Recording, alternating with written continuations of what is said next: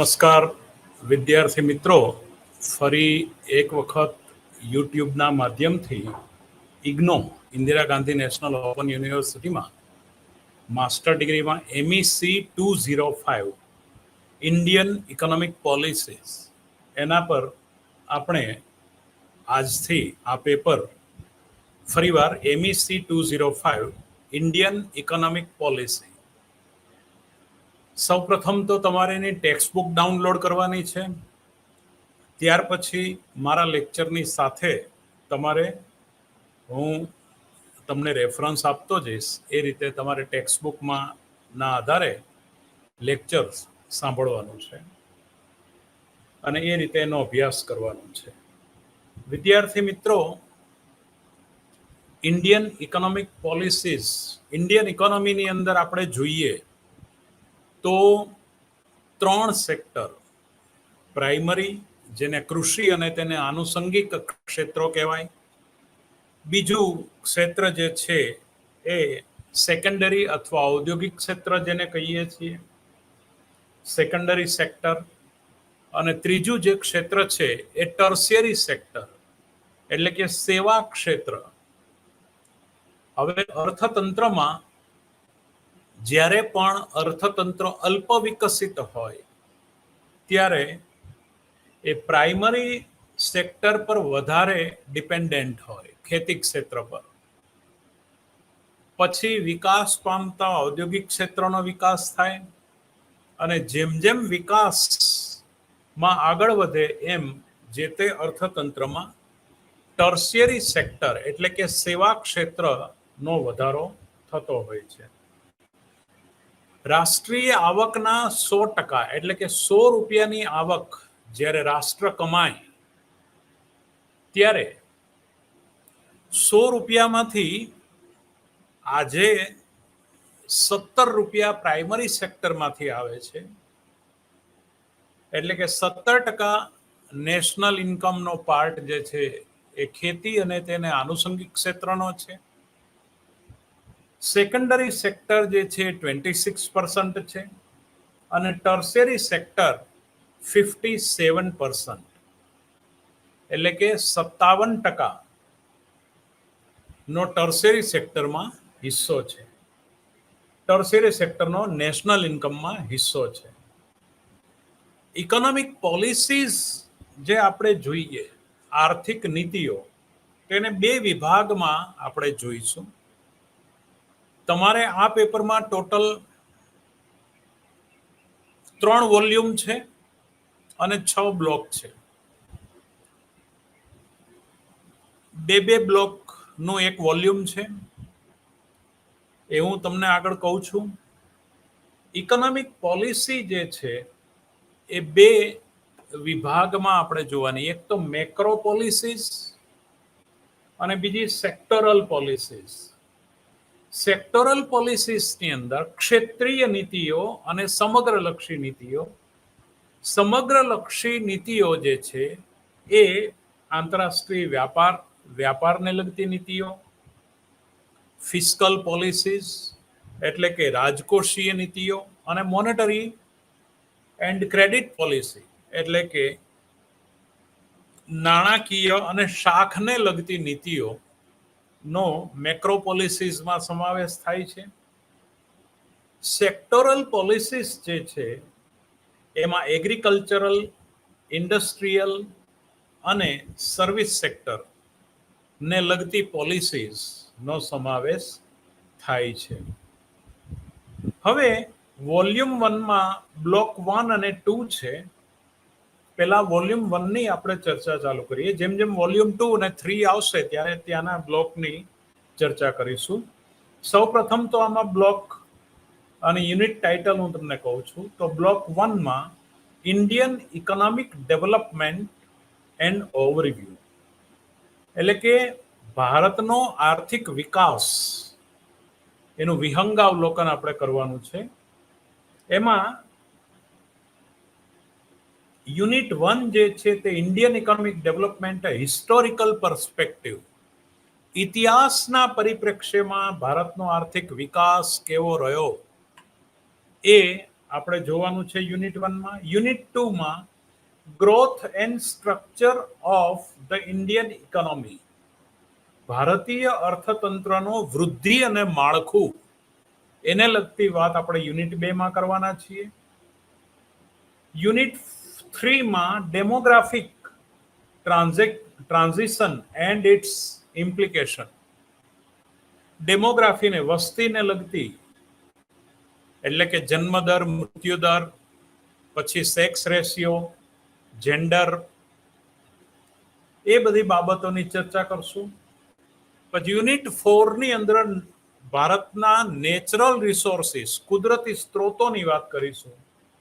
Unit 5 માં physical and social infrastructure, ભૌતિક અને સામાજિક આંતરમાળખાની વાત આપણે કરીશું. તો આ 5 યુનિટનો બ્લોક 1 છે. બ્લોક 2 ની અંદર ડેવલપમેન્ટ સ્ટ્રેટેજીસ, પહેલો બ્લોક જે હતો ઇન્ડિયન ઇકોનોમિક ડેવલપમેન્ટ, ભારતનો આર્થિક વિકાસ, ઇતિહાસના પરિપ્રેક્ષ્યમાં વૃદ્ધિ અને માળખું, વસ્તી, ભૌતિક અને સામાજિક માળખું અને કુદરતી સંસાધનો, આટલા યુનિટમાં જોઈ ભારતના આર્થિક વિકાસની ચર્ચા કરીશું. બ્લોક 2 ની અંદર ડેવલપમેન્ટ સ્ટ્રેટેજીસ, એટલે કે વિકાસની વ્યૂહરચના, એમાં યુનિટ 6, 7 અને 8 નો સમાવેશ થાય છે. એમાં યુનિટ 6 માં state and market Indian context, ભારતના સંદર્ભમાં રાજ્ય અને બજાર, એટલે કે સરકારી હસ્તક્ષેપ કઈ રીતનો છે અને બજાર કેવી રીતના છે, બજારનું. યુનિટ 7 ની અંદર ઇકોનોમિક રિફોર્મ્સ ઇન ઇન્ડિયા, જે આપણે 1991-92 પછી જે આપણે ગ્લોબલાઇઝેશન, લિબરલાઇઝેશન અને પ્રાઇવેટાઇઝેશન, એલપીજી, લિબરલાઇઝેશન, પ્રાઇવેટાઇઝેશન, ગ્લોબલાઇઝેશન અપનાવ્યું, એ આપણે આ ઇકોનોમિક રિફોર્મ્સ કહીએ છીએ. એનું મૂલ્યાંકન, એટલે કોઈ પણ સ્ટેટિસ્ટિકલ ડેટા જોઈએ ત્યારે જનરલી આપણને જો એલપીજીની ઇફેક્ટ જોવી હોય તો તમે 1990 પહેલાના ડેટા જુઓ અને 90 પછીના ડેટા જુઓ, તો તમે કમ્પેરેટિવલી ગ્લોબલાઇઝેશનની કેવી અસરો થઈ છે એ કોઈ પણ ડેટામાં તમે એનાલાઇઝ કરી શકો. યુનિટ 8 ની અંદર આપણે major development in post economic reforms period, એટલે કે major development in post economic reforms, આર્થિક સુધારાઓ પછી એમાં જે મેજર ડેવલપમેન્ટ, મુખ્ય જે વધારે વિકાસ જે થયો એ પીરિયડની વાત આપણે કરવાના છીએ. તો વિદ્યાર્થી મિત્રો, can we start from the unit 1, block 1, unit 1, Indian economic development and overview. તો Indian economic development historical perspective, ઐતિહાસિક ક્ષેત્રના સંદર્ભમાં આપણે આ ચર્ચા કરીએ છીએ. વિદ્યાર્થી મિત્રો, શક્ય ત્યાં સુધી 8 ક્રેડિટનું પેપર છે, એટલે 8 લેક્ચરમાં કમ્પ્લીટ થાય એવા આપણે પ્રયત્ન કરીશું. એ રીતે સમયનો ખૂબ જ આપણી પાસે અભાવ છે, છતાં પણ આપણે એને પૂરો ન્યાય આપીને આગળ વધવા પ્રયત્ન કરીએ. સામાન્ય રીતે આમાં આપણે લગભગ 660 પેજનું આ ટેક્સ્ટ બુક છે. અત્યારે આપણે 10મા પાના પર ચર્ચા કરી રહ્યા છીએ, યુનિટ 1 સ્ટાર્ટ કરીને. પહેલા મેં તમને આખું એની બ્લોક 1, વોલ્યુમ 1, 2, 3, બ્લોક 1, 2, 3, 4, 5, 6, 7, 8, પછી 4 અને પછી બ્લોક 1ના યુનિટોની વાત આપણે કરી, બ્લોક 2ના યુનિટોની વાત કરી. હવે વોલ્યુમ 1ની વાત સ્ટાર્ટ કરીએ, એટલે આપણે આખું લશ્કર ક્યાં લડે છે એનો તમને ખ્યાલ આવે. હવે આના ઓબ્જેક્ટિવ છે યુનિટ 1નો, મુખ્યત્વે તમારી પાસે state of India's colonial economy during the British period, British પીરિયડની અંદર આપણા અર્થતંત્રની પરિસ્થિતિ સંગઠના સામૂહિક ધોરણે કઈ ટાઈપની હતી, explain the process resorted by British rule to disrupt the traditional Indian economy that resulted in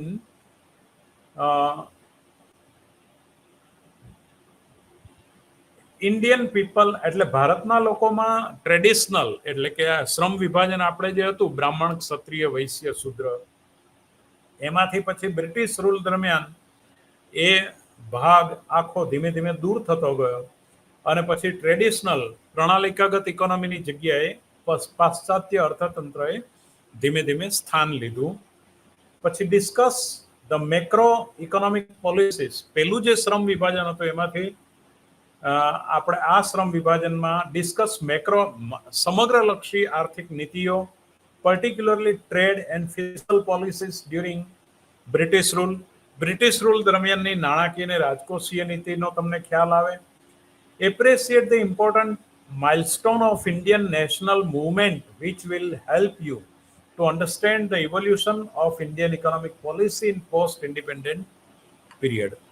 એટલે કે સ્વતંત્રતા પછી જે ભારતીય અર્થતંત્રની મૂવમેન્ટ જે છે, ભારતીય રાષ્ટ્રીય ચળવળ અને એનું જે મૂવમેન્ટ એના પછીનું ઇન્ડિયન ઇકોનોમિક પોલિસીની આપણે આ યુનિટમાં ચર્ચા કરવાના છીએ. તો India in the 18th century, 18મી સદીની તમને પેજ નંબર 11 પર એક સરસ ટેબલ આપ્યું છે. એને હું તમને આખું સમજાવવા પ્રયત્ન કરું. Share of major countries in world GDP 1 2003 પર પરસન્ટ ઓફ વર્લ્ડ ટોટલ. કુલ વિશ્વની અંદર 12 દેશો 2003ની અંદર 16.5% એનો હિસ્સો હતો. ટોટલ જેમ રાષ્ટ્રીય આવકનો ખ્યાલ છે ને, એમ આખા વિશ્વની આવકમાં ટોટલ વેસ્ટર્ન યુરોપનો કોન્ટ્રીબ્યુશન 19.2% હતું. યુએસએનું એ સમયે 2003માં 19.2%. જે તમે 1000ની સાલમાં જુઓ પછી 2003 તો 1000માં 12 કન્ટ્રીઝ 7% હતું, એ 16.5% થયું. ટોટલ વેસ્ટર્ન યુરોપ 9.1% માંથી 19.2% થયું. યુએસએ 0.4 માંથી 20.6%. એનો સીધો અર્થ એવો છે કે 1000 પછી 1500, 1600, 1700, 1820, 1870, આમાં જે સ્ટેટિસ્ટિકલ ડેટા આપ્યા છે 1913, 1950, 1973 અને 2003. એટલે કે ઓલ ઓવર જે હરણફાળ કરી છે એ અમેરિકાએ કરી છે. 0.4% હિસ્સામાંથી 20.6% હિસ્સામાં જાય છે. પાશ્ચાત્ય જે પશ્ચિમના યુરોપના દેશો 9.1% માંથી 19.9% પર તરફ જાય છે. એ 9.1% માંથી 19.2% આવ્યું. ભારત આપણું 1000માં 28.1% કોન્ટ્રીબ્યુશન હતું આખા વર્લ્ડમાં, એ હવે 2003માં 5.5%માં જાય છે. એટલે કે પેલા લોકો 20 વધે છે, આપણે 22 માંથી 5માં ગયા એટલે 20 ઘટ્યા. યુએસએ 0.4 થી 20.6%, ભારત 28.1 થી 5.5, એટલે આપણે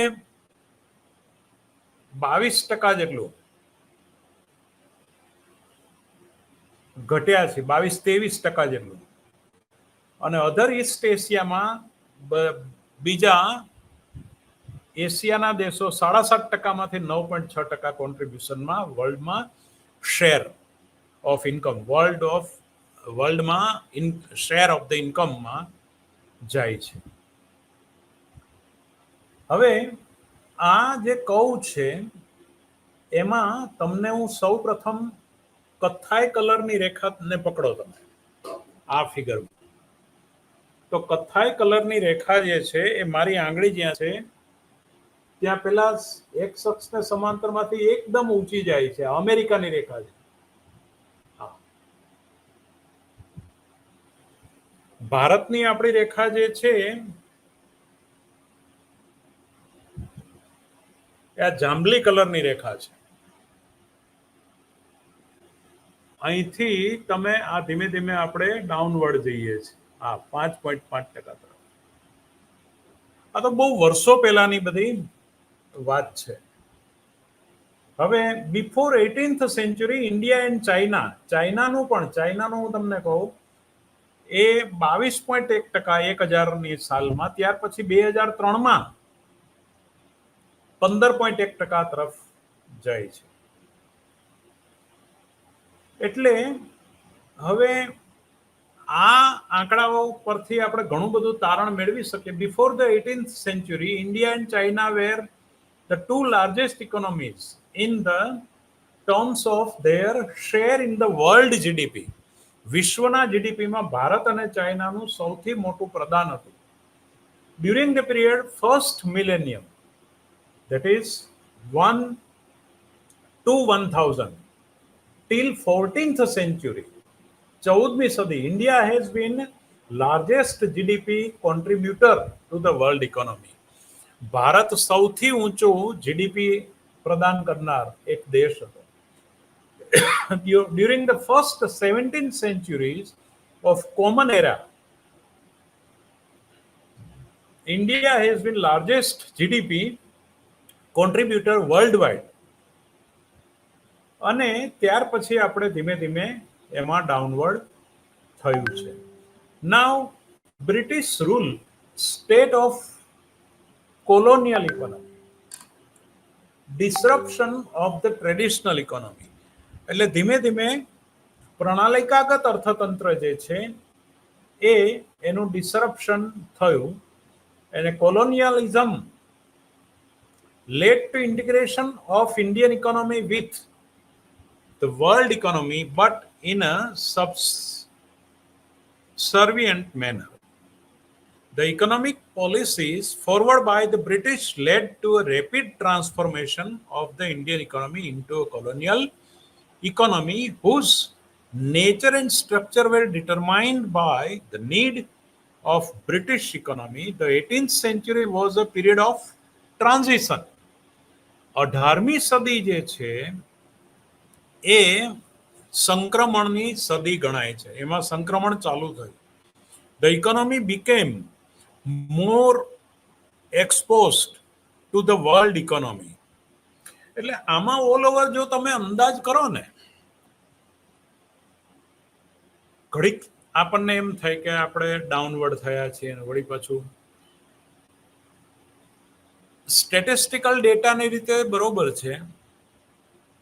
કોઈ પણ વસ્તુ જે છે, ફેશન પહેલાની ધીમે ધીમે જતી જાય છે, નવી આવતી જાય, વળી પાછું રાઉન્ડ ફરીને એ મૂળ વસ્તુ તરફ જાય. બાળક હોય એ યુવાન થાય ત્યારે એની ટેવો જુદી બને, વૃદ્ધ થાય ત્યારે વળી પાછું જેમ જેમ ચક્ર ફરે એમ જીવનની શરૂઆત જેવી ટેવ, ખાવા પીવાથી માંડીને બધી ટેવો, જેમ બાળકને રેગ્યુલારિટી જોઈએ એમ અતિશય વૃદ્ધ વ્યક્તિને પણ રેગ્યુલારિટી જોઈએ. એટલે આ એક સર્કલ હોય છે, એટલે એક ચક્ર હોય છે.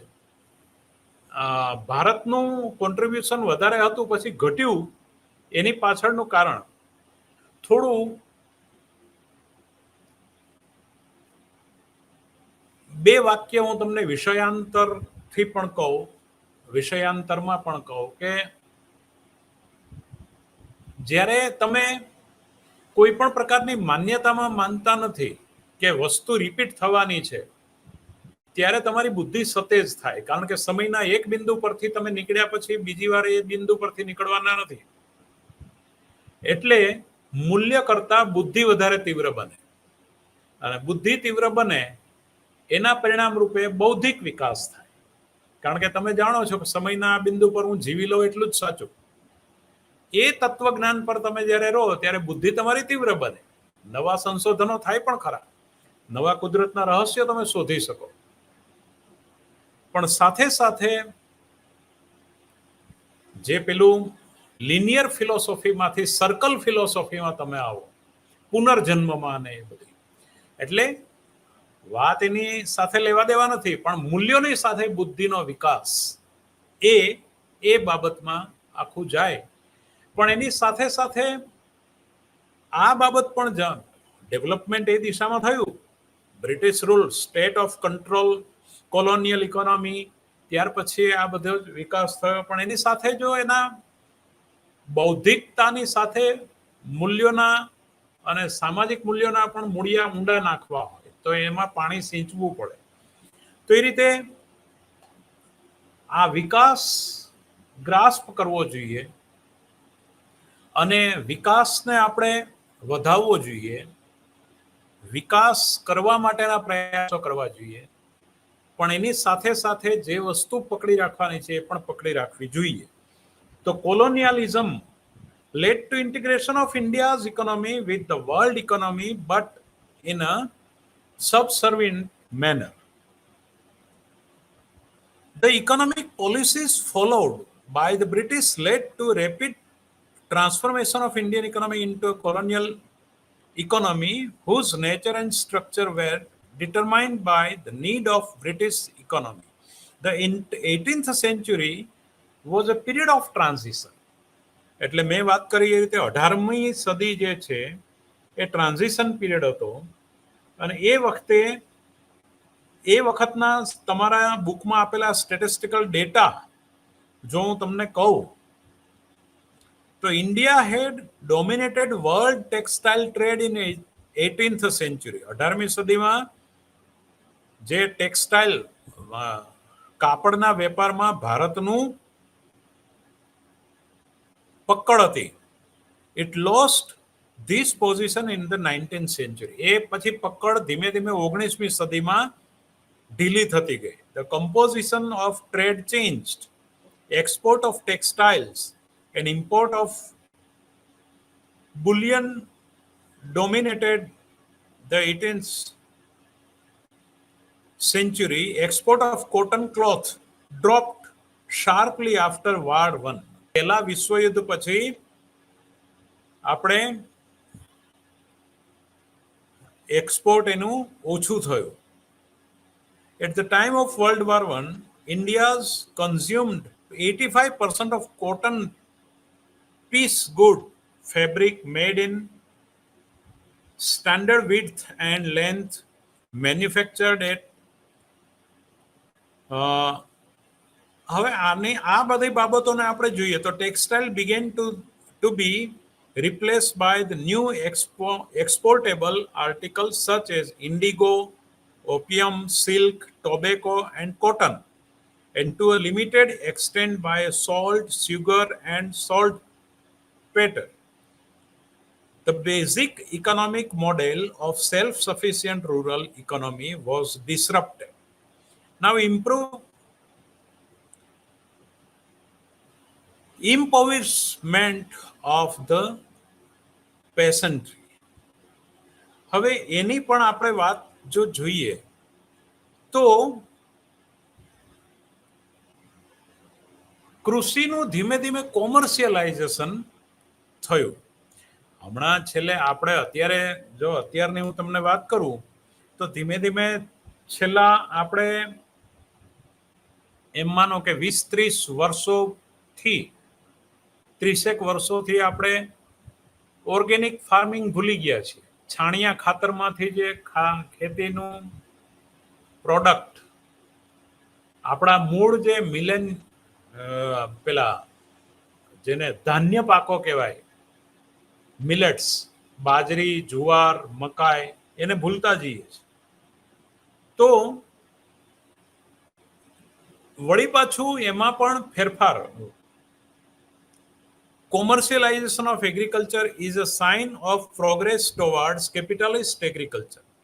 એટલે ધીમે ધીમે ખેતીવાડીનું જે કોમર્શિયલાઇઝેશન થઈ રહ્યું છે એ ખેતીવાડીનું મૂડીકરણ થાય એ વિકાસની નિશાની છે.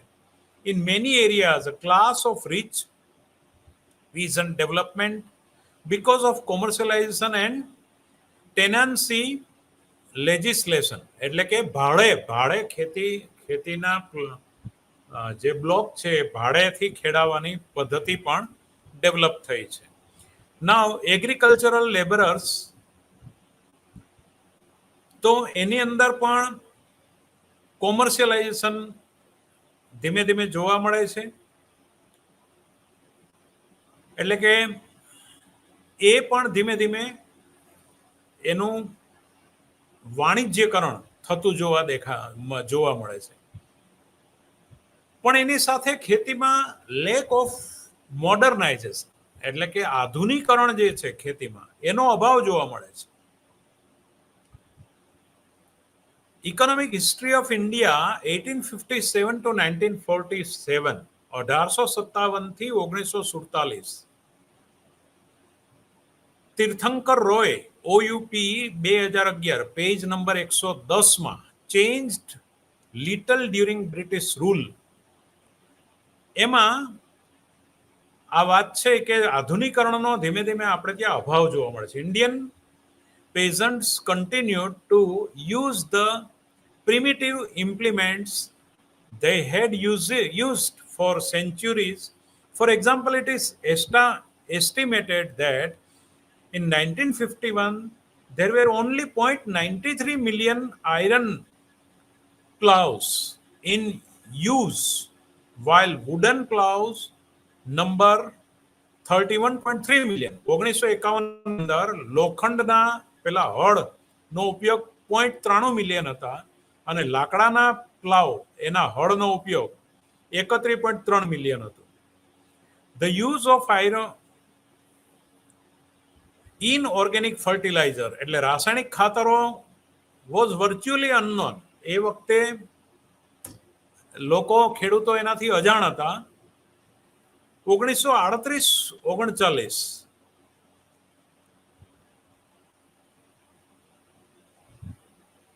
સુધી પ્રાણીઓના હાડકા વગેરે એનો વેસ્ટ થતો હતો, બગાડ થતો હતો અને સોઇલનો પણ બગાડ થતો હતો. Cropland was under improved seeds, their use being largely confined to non-food cash crop એટલે રોકડિયા પાકોમાં ઉપયોગ થતો હતો. એટલે આ દ્રષ્ટિએ ખેતીવાડીનું બિન વાણિજ્યકરણ હતું. આપણે ત્યાં એનો ઉપયોગ પણ બરોબર થતો નહોતો. હજી આગળ આંકડા એવા છે કે it has been calculated, remark Bipan Chandra, that by the end of colonial period the rent and interest paid by the peasantry amount to rupees 1400 million per year. By 1930, 1937 માં દર વર્ષે 1400 મિલિયન રૂપિયા નું colonial period rent and interest ભાડું અને વ્યાજ આટલા રૂપિયાનું હતું. ધ ટોટલ રૂરલ ડેપ્ટ અમાઉન્ટ એટલે કે ગ્રામ્ય દેવું 18,000 મિલિયનનું હતું. ઇન્ડિયા સિન્સ ઇન્ડિપેન્ડન્સ ભારતને સ્વતંત્રતા વખતે પેંગ્વિન 2008ના રેફરન્સના આધારે તમારી ટેક્સ્ટ બુકમાં આ આંકડો આપેલો છે. ધ ડિજિટલ એડિશન 2011 પેજ 23 પર. તો એના આધારે આપણે આ કહી શકીએ છીએ. એટલે આ બધી બાબતો જોતા સ્ટેટસ ઓફ મોડર્ન ઇન્ડસ્ટ્રીઝ, હવે આધુનિક ઉદ્યોગોનું પણ સ્ટેટસ આપણે થોડું આ વખતે ચેક કરી લેવું જોઈએ, જોઈ લેવું જોઈએ. તો ઉદ્યોગો જે હતા તો 1850 અને 1914 India created the world's largest jute manufacturing industries. Jute manufacturing ઇન્ડસ્ટ્રીઝની અંદર ભારતે સૌથી વિશાળ પગરણ કર્યા. 4th and 5th largest cotton textile industry, 4થા અને 5મા નંબરનું કોટન ટેક્સટાઇલ ઇન્ડસ્ટ્રી આપણું ભારત બન્યું. 3rd લાર્જેસ્ટ રેલવે નેટવર્ક, 3જા નંબરનું સૌથી વિશાળ રેલવે નેટવર્ક વાળો આપણો દેશ હતો. Now modern industrial process however did not spread easily from sector to sector. Thus, at the time of independence, India was largely non-industrial and one of the world's poorest area. એટલે કે સૌથી વિશાળ કદ ધરાવતો આપણો ભારત દેશ બિન ઔદ્યોગિક અને ખૂબ ગરીબ વિસ્તાર હતો. The period that witnessed industrialization of Europe also witnessed de-industrialization of the Indian economy. એટલે કે ઉદ્યોગો નો આપણે ત્યાં વિકાસ ધીમો અથવા તો ખૂબ જ ઓછા દરે ખૂબ જ ઓછો થવાને કારણે માત્ર ખેતી પર ઝાઝો સમય નિર્ભર હોવાને કારણે પેલો જાંબલી ગ્રાફ એ ડાઉનવર્ડ ઘણો થયો. વિશ્વના દેશો ઉદ્યોગોના આધારે આગળ વધ્યા, જેમાં આપણે 1956ની ઔદ્યોગિક નીતિ, તમે જાણો છો કે ભારતના આયોજન પંચમાં 1956ની બીજી ઔદ્યોગિક નીતિથી આપણે ઉદ્યોગો તરફ ઝોક વધાર્યું. નાવ તો ઇન્ડસ્ટ્રીમાં આપણે કોટનની અંદર ફર્સ્ટ હતા. Although basic requirement for economic growth were available in India, ભારતમાં ખૂબ જરૂરિયાત હતી. સ્કિલ્ડ લેબરની પણ ખૂબ જરૂરિયાત હતી. Capital market and spirit of enterprise, yet the economy could not regain the path it had traversed in the past. મિત્રો, જે પાસ્ટના ઉદાહરણ પરથી આપણે જે સમરી લઈએ એ એક દિશામાં તો અત્યારે આપણને કહેવાની ઈચ્છા થાય કે કોઈ પણ એક દિશામાં આપણે વિચારીએ એટલે અમુક પ્રકારની એને આજુબાજુ હેબિટ, ટેવ આપણે ડેવલપ થતી જાય. આ જે ચક્ર જે છે એની બહાર ડોકું કાઢી અને આપણે વારંવાર જોવું જોઈએ. અત્યારે વિશ્વ આઈટી ના ક્ષેત્રે તૈયાર થઈ રહ્યું છે, તો આપણા યુવાનોએ એ દિશામાં પ્રગતિ કરવી જોઈએ. નહીં તો પછી આપણો પેલો જાંબલી કલરનો ગ્રાફ હજી નીચે જાય. કારણ કે વિશ્વ અત્યારે જે દિશામાં પ્રગતિ કરી રહ્યું હોય એ દિશા તરફ આપણી નજર હોવી જોઈએ અને એ દિશામાં આપણે જવું જોઈએ. આપણા યુવાનોએ પણ એ દિશામાં જવું જોઈએ. એટલે આ જે આપણી જનરલ હેબિટ છે, સર્વસામાન્ય, કહેવાનો અર્થ એવો નથી કે આપણી વિચારવાની પદ્ધતિ ખોટી છે. વિચારવાની પદ્ધતિની સાથે જે ઊભી થતી ટેવો, એ દિશામાં થોડા લાલ લાઇટ કરવાની જરૂર છે. દાખલા તરીકે આપણી સવારમાં જાગવાની ટેવ 8 વાગ્યાની હોય તો ધેટ ઇઝ રોંગ પ્રેક્ટિસ, 9 વાગ્યાની હોય તો રોંગ પ્રેક્ટિસ. તમે આ વખતે દલીલ કરો કે સાહેબ ક્યારેક કોઈકની નોકરી નાઇટ ડ્યુટી હોય, એ જુદી વાત છે. તમારી 6 કલાક પૂર્ણ થાય એટલે 6 કલાક 7 કલાકની ઊંઘ પછી તમારે રેગ્યુલર ઉઠી પ્રોપર યોગ, પ્રાણાયામ, એક્સરસાઇઝ કરી અને તમારી જેમાં કાબેલિયત હોય એ દિશામાં તમારે તમારું કાર્ય ચાલુ કરવું જોઈએ. જો એક આવું કરે તો બધા આવું કરે તો યુવાનો પોતાની રસની દિશામાં આગળ વધે. આ તો માણસ 8 વાગે ઉઠે, 11:30 તૈયાર થાય અને તડકો ચડીને જ્યારે પણ આવી ગરમીમાં લોકોને કામ કરવા ઈચ્છા ના થાય ત્યારે કામે ચડે અને પછી 4 વાગે તો એમનું આટા આવી રહ્યા હોય, એમાં કઈ રાષ્ટ્રીય ઉત્પાદન થાય નહીં. કેટલીક આપણી ટેવોને પણ આપણે ઇમ્પ્રૂવ કરવી જોઈએ વૈયક્તિક ધોરણે, કે જેથી કરીને યોગનો અમુક સમય, કસરતનો અમુક સમય સવારે ઉઠીને પછી ઉઠવાનો ટાઈમ વહેલો 5 વાગ્યાનો, ત્યાર પછી તમે જે પણ તમારા રસનું કે તમારો આર્થિક વ્યવસાયનું જે કામ હોય એ સમયસર તમે ચાલુ કરી દો 7-8 વાગે, બરાબર. તો એ આ બધી વસ્તુઓ જે છે એ બહુ મેટર કરે છે. તો આ બધી થોડી ચર્ચા બહારની છે પણ એ બહુ જરૂરી છે. હવે આગળ તમારી ટેક્સ્ટબુકમાં આમાં ચર્ચા કરી છે કે જો first jute mill in Bengal in 1855, આપણી પહેલી જ્યુટ મિલ બેંગાલ 1855માં, ધીસ ઇન્ડસ્ટ્રી ગ્રેજ્યુઅલી એક્સપાન્ડેડ, એ ધીમે ધીમે વિકસતી ગઈ. 20મી સદીમાં ઇન્ડિયા હેડ 206 કોટન મિલ્સ હતી આપણી પાસે અને એમાં 1,96,000 લોકો રોજગારી મેળવતા હતા 1901ની અંદર. 36 જ્યુટ મિલ એમ્પ્લોઈંગ નિયરલી 36 જ્યુટ મિલો 1,15,000 લોકોને રોજગારી આપતા હતા. એ જ રીતે કોલ માઇનિંગ, જે ખનિજ ખાણો, કોલસાની ખાણો, એમ્પ્લોયડ નિયરલી 1906માં 19મી સદીમાં પણ beginning of the 20th century where cotton gain and presses, rice, flowers and timber mills, leather tanneries, woolen textile, sugar mills, iron and steel works. તો આ બધી વસ્તુ જે છે, glass industries develop during the 1930s. Glass industry, કાચના અને બધા ઉદ્યોગો આપણે ત્યાં 1930ની આજુબાજુ ડેવલપ થયા. તો આ અત્યારે આજના લેક્ચરમાં મેં તમને ખૂબ જ પ્રાથમિક માહિતી અને બહુ જ ભૂતકાળની માહિતી, તમને એમ થાય કે આનો ઉપયોગ નથી, નો ડાઉટ આનો ઉપયોગ નથી, પણ આપણે આનું વિહંગાવલોકન કરીએ તો આપણે ક્યાંથી ક્યાં આવ્યા છીએ એનો તમને થોડો ખ્યાલ આવે. Bengali writer Dinabandhu Mitra in his play Neel Darpan in 1860,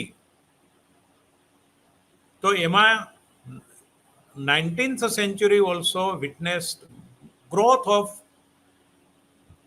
plantation industries such as indigo, tea and coffee. ચા, કોફી, ઇન્ડિગો, ગળીના ઉદ્યોગો. They were almost exclusively owned by the Europeans. A European લોકોની માલિકીના હતા. Indigo manufacturing was introduced into India at the end of 18th century. 18મી સદીના અંતે આપણે ત્યાં એ આવ્યા. Flourish in Bengal and Bihar. Bengal અને બિહારમાં ફૂલોની ખેતી. It was used due to in manufacturing textile. પછી કપાસ, કોટન, કપાસની ખેતી, એ પણ આપણે ટેક્સટાઇલમાં ખૂબ જ ઉપયોગી છે. તો this operations of indigo planters was vividly portrayed by the famous, એટલે આ બધી વાતો આપણે નીલ દર્પણની અંદર 1860માં વાંચી શકીએ છીએ. દીનબંધુ મિત્રાએ આમાં લખી છે. The tea industry developed Assam. ચાના જે છે એ ઉદ્યોગો આસામ, બેંગાલ, સાઉથ ઇન્ડિયામાં વધારે ડેવલપ થયા છે. Hills of Himachal Pradesh. તો આ બધી જ વાતો ખૂબ જ અગત્યની છે. હવે પોવર્ટી એન્ડ ફેમાઇન, એટલે કે ગરીબાઈ પણ આપણે ત્યાં ખૂબ જ હતી. એ પણ આર્થિક ઇતિહાસ એનો સાક્ષી છે. A series of famines that ravaged part of India in the second half of 19th century contributed significantly to incidence of poverty and deprivation in the country. There were regularly scarcities and minor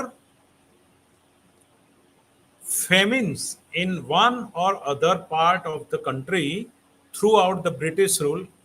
In 1770, a third of population of Bengal reportedly died in famine.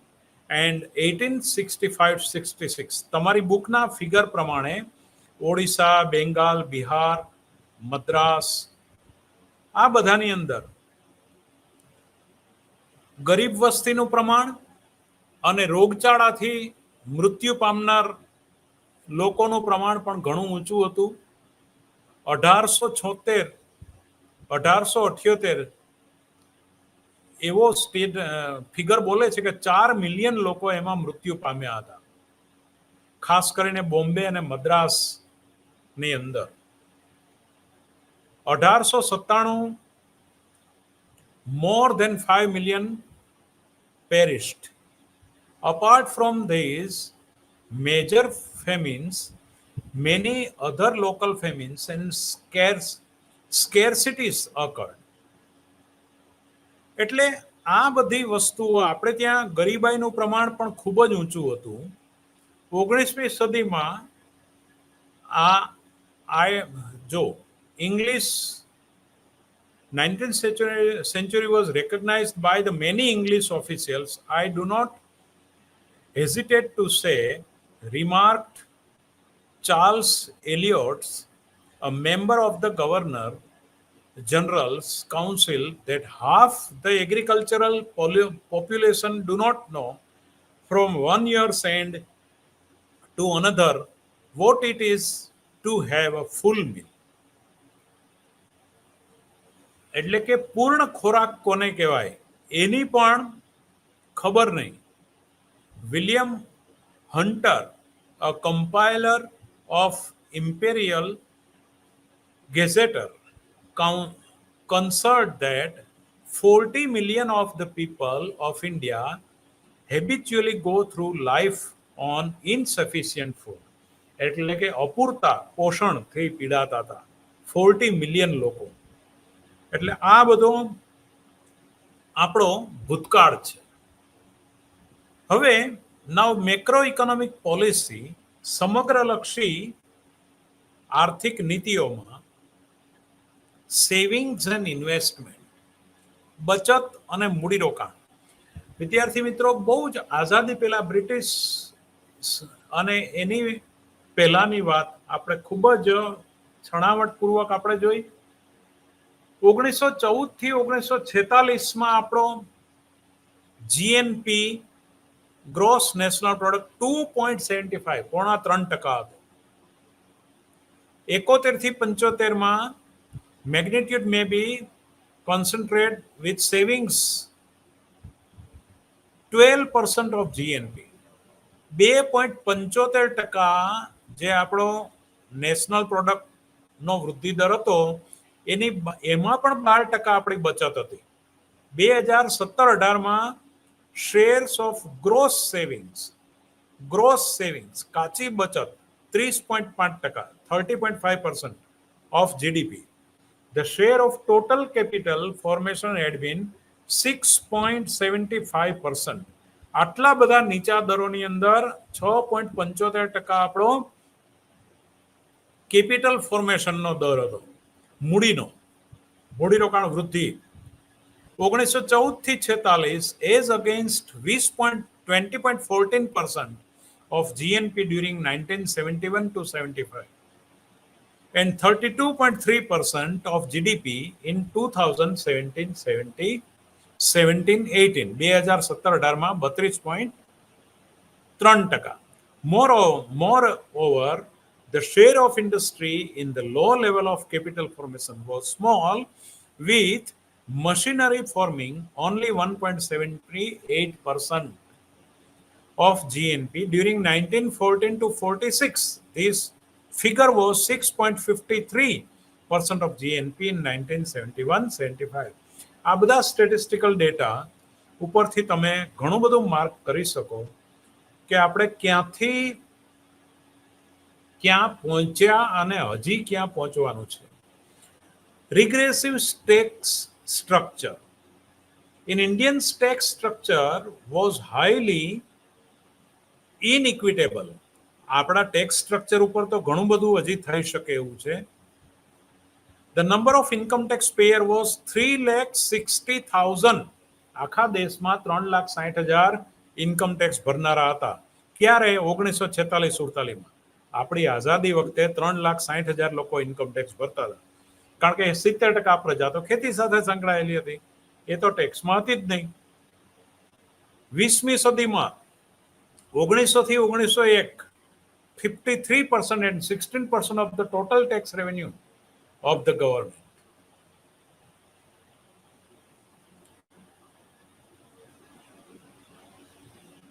Now, military expenditure.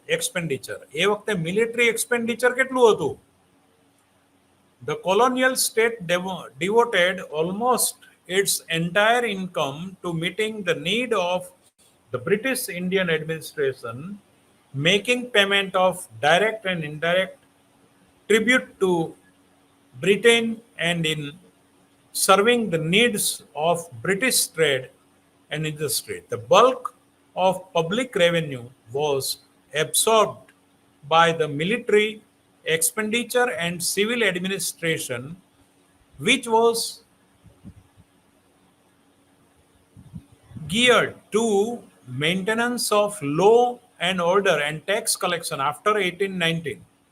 1890 પછી military expenditure absorbed nearly 50% of the central government's income.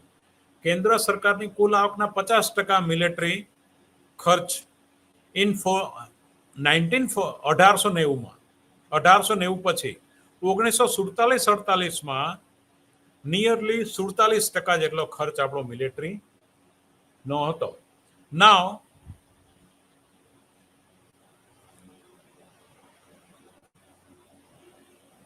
development of agriculture, industrial and social infrastructure, any પાછળનું spending, as pointed out earlier, a very large part of the India's social surplus was appropriated by the colonial state, but a very small part of it was spent by it on the development of agriculture or industry or on social infrastructure or nation building activities such as education, sanitation and health services. એટલે કે આની પાછળના ખર્ચ હજી પણ આપણા રાષ્ટ્રીય આવકનો કુલ ભાગ તો બહુ જ ઓછો આપણે ખર્ચીએ છીએ શિક્ષણ, હેલ્થ અને સેનિટેશન પાછળ. નાઉ ધ ટ્રેડ પોલિસી, વેપાર નીતિ, એના 3 ભાગમાં આપણે આમાં જોયું છે. ધ 2 સેન્ચુરી 1757 થી 1947. પછી now recorded major structural changes in trade policy. વ્યાપાર નીતિઓમાં માળખાગત ફેરફારો 4 ભાગમાં હતા. The period can be divided into 4 parts: 1759 to 1813, 1759 થી 1813, 1813 થી 1850, 1850 થી 1914 અને 1914 થી 1947. 1947 આપણે આઝાદ થયા પછીની ટ્રેડ પોલિસી. એટલે આ બધી વાત જે છે તમારી ટેક્સ્ટબુકમાં બ્લોક 1માં યુનિટ 1માં આ બધી આઝાદી પહેલાની અને બ્રિટિશ સલ્તનત વખતના બધા ડેટા આપેલા છે. એ જરા તમે રિફર કરજો.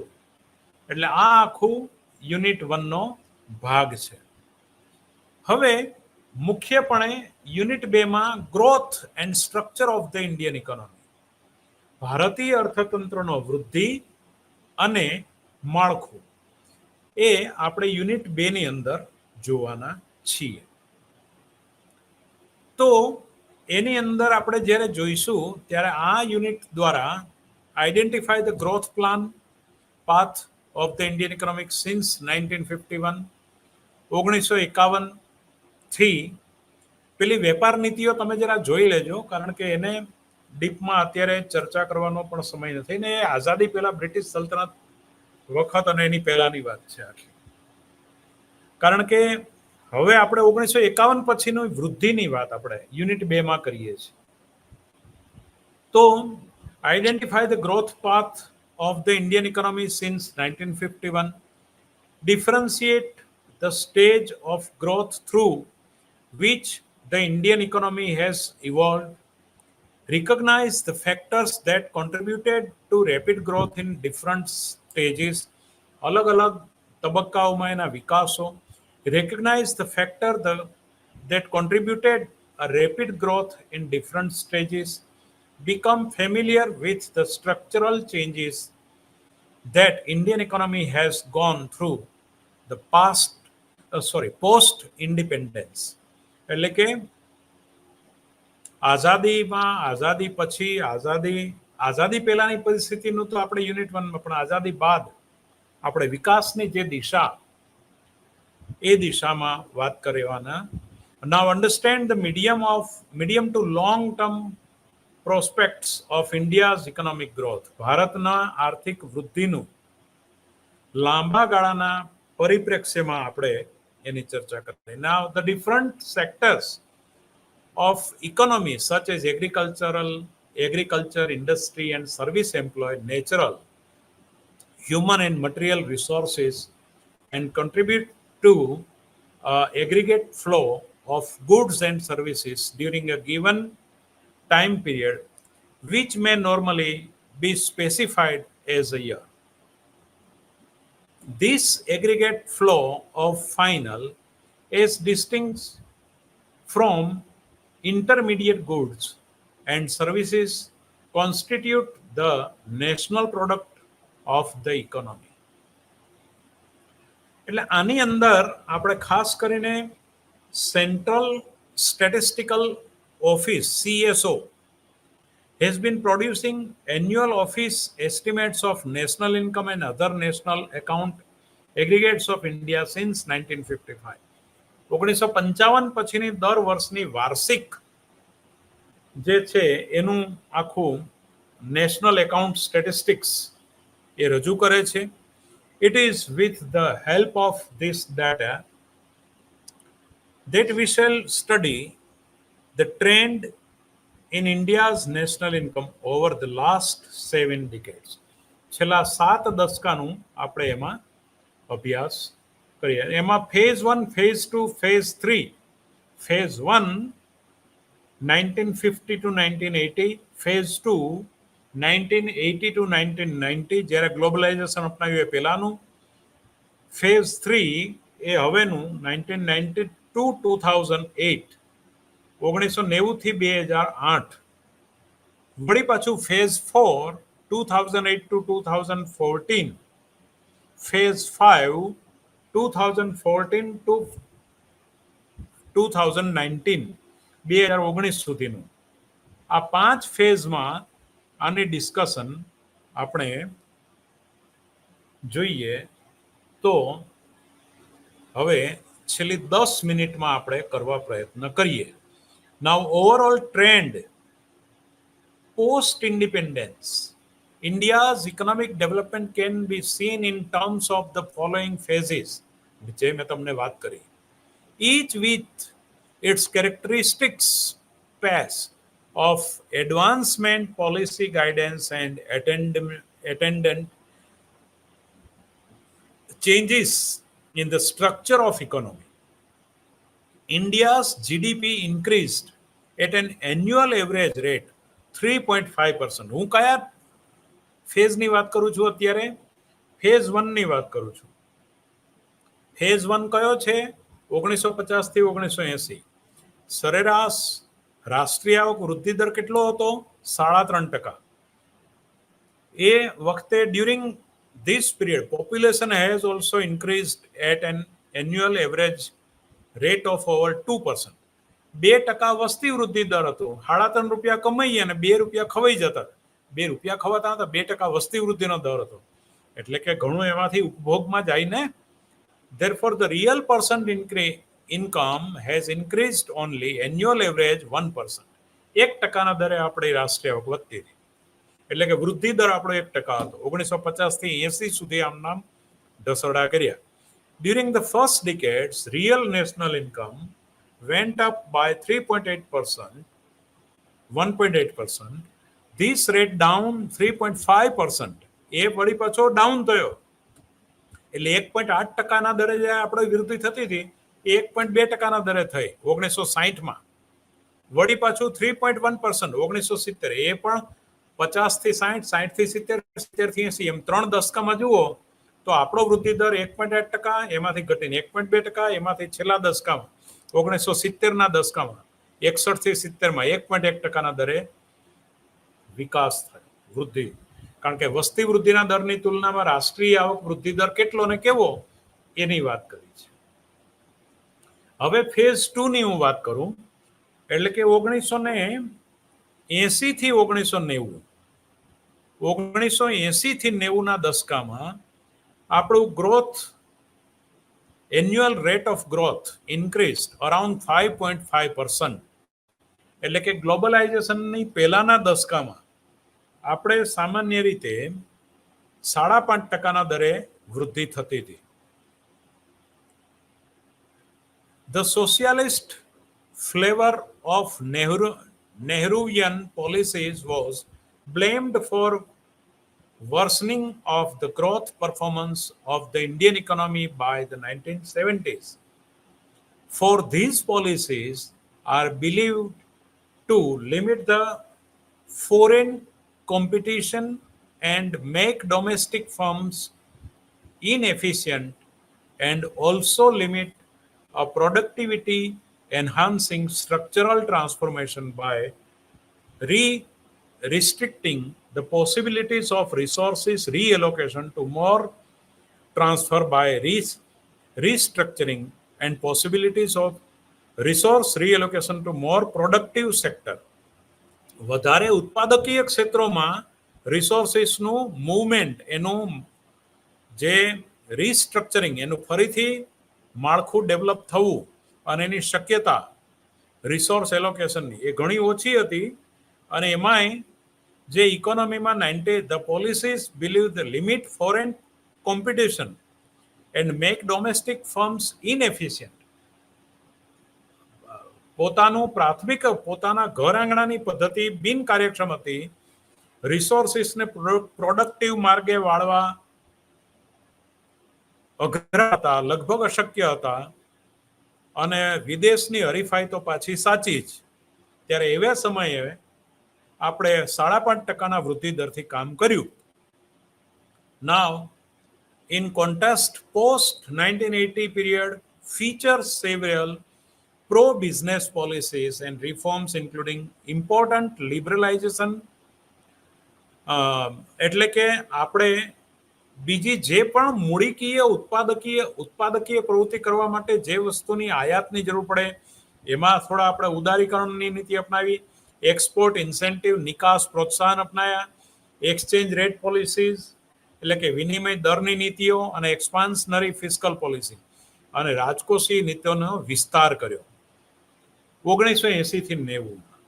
હવે 1990 થી 2008, in the first 3 years of 1990s, the GDP grew 4% annually. એટલે કે શરૂઆતના આપણા જે 3 વર્ષમાં 4% દરે આપણો અર્થતંત્ર વિકાસ પામતું હતું. હવે એ પછી 2008ની નજીક જેમ આપણે ગયા એમ jumped into 7.1%, but only a fall back to 5.2% in succeeding 5 years. એટલે કે છેલ્લા 5 વર્ષના એના એ વખતના સફળતાનો દર 5.2%, આપણો 7.1%ના દરે આપણે જમ્પ માર્યો. The underlying trend growth rate during the decades was just over 6%. એટલે કે 6% ઉપર. Now, subsequently, period of 2003 to 8 saw real GDP growth 8.2% annually. છેલ્લા 2003 થી 8માં આપણે 8.2%નો વાર્ષિક વૃદ્ધિ દરે વિકાસ કર્યો. Now, meanwhile, population growth rates stabilized at around 1.1 per annum. વાર્ષિક 1.1%ના દરે વાર્ષિક વસ્તી વૃદ્ધિ દર સ્થિર થયો અને આપણો આર્થિક વૃદ્ધિ દર 8.2%ના દરે આપણે વિકાસ કર્યો.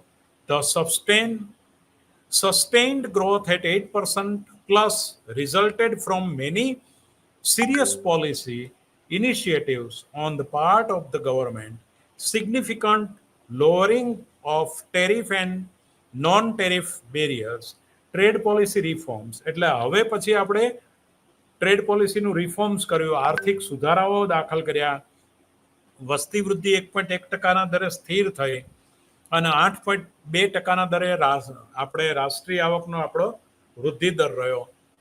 આ બધું જ જોતા 7.1%ના દરે આપણે ઓલ ઓવર વિકાસનો દર હાંસલ કરી શક્યા. હવે now one consumption spending was large contributor to the growth performance.